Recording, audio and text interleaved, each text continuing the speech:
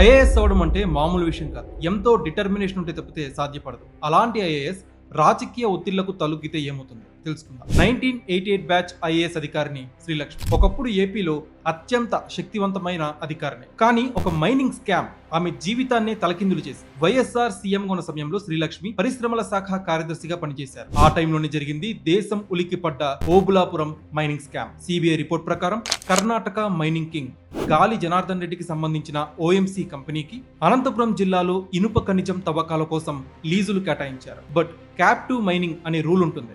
అంటే తవ్విన ఖనిజాన్ని ఏపీలోని పరిశ్రమల కోసం మాత్రమే వాడాలి.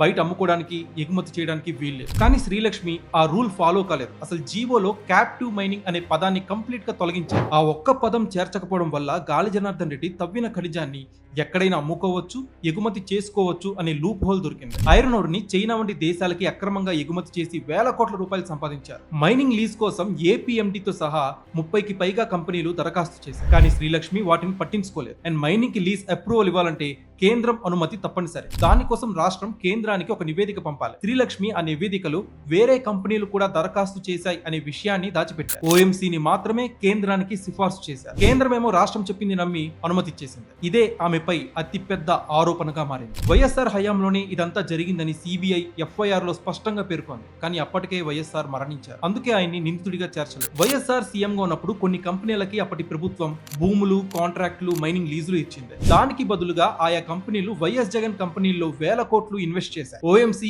అందులో ఒక భాగం మాత్రమే. నువ్వు నాకు ఫేవర్ చేయి, నేను నీకు ఫేవర్ చేస్తా. ఇదే క్విట్ ప్రోకో. వైఎస్ జగన్ పై సిబిఐ ప్రధాన ఆరోపణ ఇదే. అందుకే ఆయన అరెస్ట్ చేశారు. ఇక శ్రీలక్ష్మి విషయానికి వస్తే ఐఏఎస్ అధికారులకి ఒక రక్షణ కవచం ఉంటుంది. ఏదైనా ఫైల్ మూవ్ చేసేటప్పుడు అది చట్టవిరుద్ధంగా అనిపిస్తే నోట్ ఫైల్లో అసమ్మతి రాయవచ్చు. పలానా సీఎం వల్ల లేకపోతే మంత్రి వల్ల ఈ ఫైల్ మూవ్ చేయాల్సి వస్తుందని చెప్పి వాళ్ళు నోట్ ఫైల్లో పేర్కొనవచ్చు. ఈ ఓబులాపురం మైనింగ్ స్కామ్ లో కూడా సీఎం ఆదేశాల మేరకే అని చెప్పి ఆవిడ రికార్డ్ చేయొచ్చు. కానీ శ్రీలక్ష్మి గారు ఆ వెసులుబాటుని ఎక్కడా వాడుకోలేదు. నోట్ ఫైల్లో ఎక్కడా కూడా అసమ్మతి తెలియజేయలేదు. కానీ విచారణలో మాత్రం పై అధికారులు ఆదేశిస్తేనే చేశారని చెప్పారు. చట్టం సాక్ష్యాల్ని నమ్ముతుంది, మాటల్ని కాదు. ఈ కేసు ఇంకా నడుస్తుంది. కానీ వైఎస్ జగన్ గవర్నమెంట్ లో శ్రీలక్ష్మికి మున్సిపల్ డిపార్ట్మెంట్ లో కీలకమైన పోస్టింగ్ ఇచ్చారు. కానీ కూటమి అధికారంలోకి రాగానే ఆమెను వెయిటింగ్ లో పెట్టారు. ఆమె రిటైర్మెంట్ కి కేవలం 4 రోజుల ముందే కూటమి గవర్నమెంట్ ఆమెకి పోస్టింగ్ ఇచ్చింది. స్పెషల్ సిఎస్ గా బాధ్యతలు అప్పగించారు.